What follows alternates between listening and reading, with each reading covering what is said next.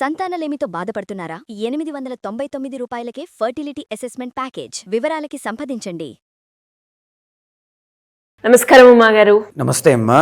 2026 తులారాశి వారికి ఎలా ఉంటుంది? ఆరోగ్యపరంగా, వ్యాపారపరంగా, సంతానపరంగా, విదేశీ పరంగా ఎలా ఉంటుంది? ఎన్ని గ్రహాలు వారికి ఈ సంవత్సరం మొత్తం అనుకూలిస్తున్నాయి? ఏ గ్రహాల కలయిక వల్ల ఎలాంటి ప్రభావం పడే అవకాశం ఉందంటారు తులారాశి మీద? తప్పకుండా అండి. తులారాశి వాళ్ళకి మనం చూస్తే ఈ 2026వ సంవత్సరంలో గొప్పదైనటువంటి శుభవార్తలు, శుభయోగాలు, తర్వాత మంచి సక్సెస్ అనేటువంటిది అన్ని రకాలుగా కనబడుతోంది అని చెప్పొచ్చు అండి. కొంచెం టెక్నికల్గా మనం డీటెయిల్గా మాట్లాడుకుంటే జనవరి 1వ తారీఖు దగ్గర నుంచి డిసెంబర్ 31వ తారీఖు వరకు లెక్క కాబట్టి 2026వ సంవత్సరంలో గురుగ్రహ సంచారాన్ని మనం మొదట్లో గమనిస్తే కనుక తులారాశి వాళ్ళకి గురుడు 9, 10, 11 స్థానాలైనటువంటి మిథున, కర్కాటక, సింహరాశుల్లో సంచారం చేయబోతున్నారండి సంవత్సరం అంతా కూడా. అయితే జనవరి 1వ తారీఖు దగ్గర నుంచి జూన్ 1వ తారీఖు దాకా గురుడు తులారాశి వాళ్ళకి 9వ స్థానమైన మిథున రాశిలో ఉంటారు. తదుపరి జూన్ 1వ తారీఖు దగ్గర నుంచి అక్టోబర్ 31వ తారీఖు దాకా ఈ దశమ స్థానమైన కర్కాటక రాశిలో ఉంటారు. అక్టోబర్ 31 తర్వాత డిసెంబర్ ఎండ్ వరకు కూడా లాభస్థానమైన సింహరాశిలో ఉంటారండి. సో మొట్టమొదటి 6 months అయినటువంటి ఈ భాగ్యస్థానంలో మిథున రాశిలో ఉన్నప్పుడు గురుడికి 4 దృష్టులు ఉంటాయమ్మా. 1, 5, 7, 9 అండి. ఈ 4 దృష్టులు మనం గమనించి ముందుకు వెళ్తే కనుక ధనలాభము అనేటువంటిది విపరీతంగా పెరిగే అవకాశాలు ఎక్కువగా ఉంటాయండి. గురుడు తులారాశి వాళ్ళకి 3rd and 6th లార్డ్ అండి.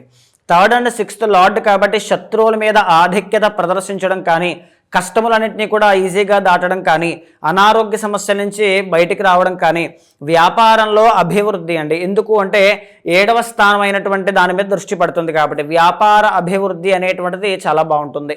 దాన ధర్మాలు చేసేటువంటి యోగం చాలా బాగుంటుంది. పుణ్య కార్యక్రమాలు అనేటువంటివి చేసేటువంటి అవకాశం ఉంటుంది. ఎర్నింగ్స్ అనేటువంటివి చాలా బాగుంటాయండి. మంచి మనీ అనేటువంటిది చూస్తారు. సంతానం విషయంలో శుభవార్త అనేటువంటి యోగం కనబడుతుంది. ఈ 6 నెలల్లో ఖచ్చితంగా వివాహ యోగము అనేటువంటిది కనబడుతోంది. ఇదే కాకుండా నూతన ఉద్యోగ అవకాశాలు, ఏదైనా కొత్తగా స్టార్టప్ కంపెనీస్ ఏదైనా పెట్టినట్లయితే దాంట్లో కూడా మంచి రాణింపు అనేటువంటిది, గుర్తింపు అనేటువంటిది, సక్సెస్ అనేటువంటిది చూడడం కానీ, ఆర్ లక్ ఫ్యాక్టర్ చాలా బాగా కలిసి రావడం కానీ, గురుబలం పెరగడం వల్ల చాలా బాగుంటుందండి. మంచి గౌరవ మర్యాదలు సంపాదించుకునేటువంటి యోగం కూడా గురుడు వల్లే పడుతుంది అని చెప్పొచ్చు. అయితే మేజర్లీ అక్టోబర్ 31వ తారీఖు వరకు మనం చూస్తే కనుక గురు అనేటువంటి ఆయన దశమ స్థానంలో సంచారం చేయబోతూ ఉన్నారు. దశమంలో గురుడు ఎప్పుడైతే సంచారం చేస్తూ ఉంటారో ఈయనకు ఉండేటువంటి 4 దృష్టిలు మనం గమనిస్తే మొట్టమొదటి దృష్టి 2వ స్థానం అవుతుందండి. సో 2వ స్థానం ఎప్పుడైతే అవుతుందో ఈ ఆర్థికంగా ఇబ్బందులు అనేటువంటివి చూడడం కానీ, మళ్ళీ ఈ టైంలో కాస్త ఇబ్బందులు అనేటువంటివి ఉంటాయమ్మా. కెరీర్లో ఒడిదుడుకులు అనేటువంటివి ఎక్కువగా చూస్తారండి. మనీ విషయంలో ప్రాబ్లమ్స్ అనేటువంటివి చూస్తారు. కుటుంబంలో ఒత్తిడి అనేటువంటిది ఎక్కువగా అవ్వడం వల్ల కెరీర్లో కూడా, అంటే కుటుంబానికి కెరీర్కి కూడా చాలా ఇంటర్లింక్ అనేటువంటిది ఉండడం.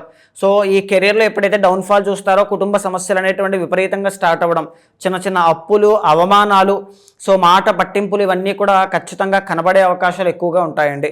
ఇదే కాకుండా వృత్తిలో ఆందోళన, రుణ భయము అని శాస్త్రం చెబుతోందమ్మా. సో ఆ జూన్ 1వ తారీఖు దగ్గర నుంచి అక్టోబర్ 31వ తారీఖు మధ్యలో గురుబలము అనేటువంటిది సామాన్యంగా ఉంది కాబట్టి ఖచ్చితంగా గురుబలాన్ని పెంచుకోవడం కోసం ప్రయత్నం చేయాలి. ఆ సమయంలో తెలివితేటలతోనూ సమయస్ఫూర్తితోనూ నిర్ణయాలు తీసుకోవాలి. ఆ సమయంలో గోసేవ అనేటువంటిది ఎక్కువగా చేయడం వల్ల గురుబలము అనేటువంటిది పెరిగే అవకాశాలు చాలా బాగుంటాయండి.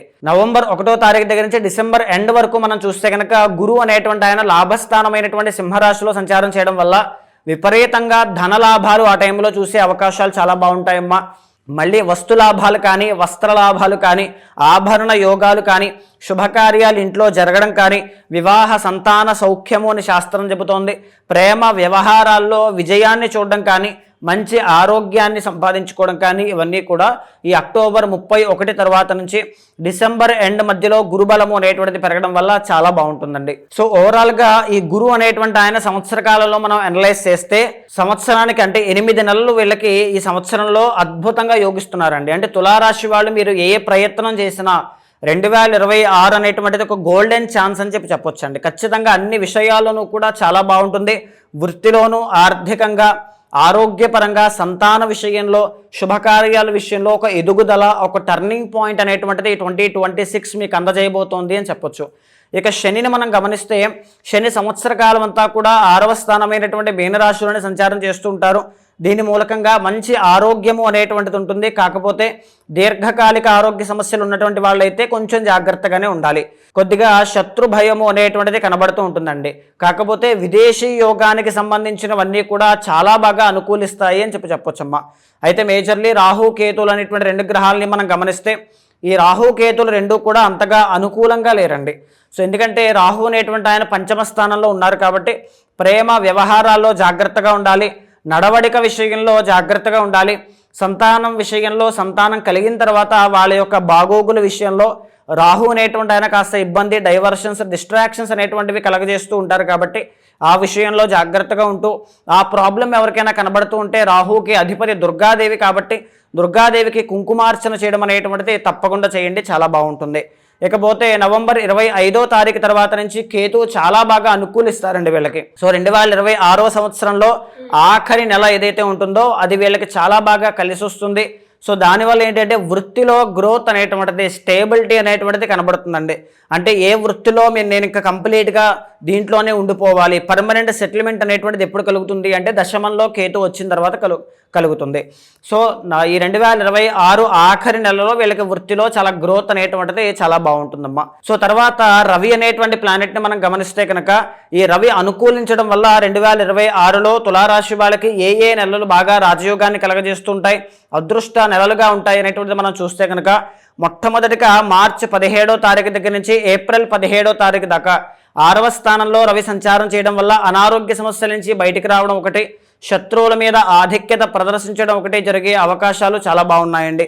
జూలై 17వ తారీఖు దగ్గర నుంచి సెప్టెంబర్ 17వ తారీఖు దాకా వృత్తి ఉద్యోగాల్లో లాభాలు అనేటువంటివి, వ్యాపార విషయంలో విజయాలు చూసేటువంటి అవకాశాలు చాలా బాగుంటాయమ్మా.